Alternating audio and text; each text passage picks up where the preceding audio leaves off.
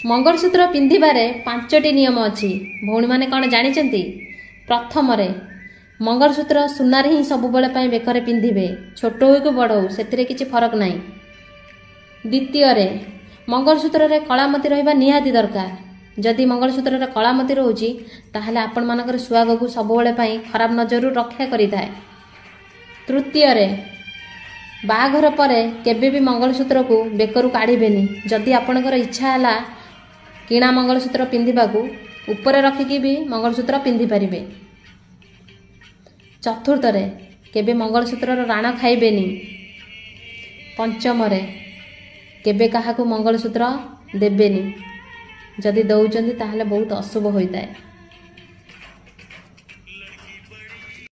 झियो जदि love marriage करके बाहला ना ताहले ता स्वामी जदि ता सहित मारापिटा गाली गलज करे ना ताहले बापा माँ कहिबे झियो आमे तते प्रथमरु कहिचु तू तो भल पाइकी बाहलु एबे तते ही भोगिबाकू पड़िबो।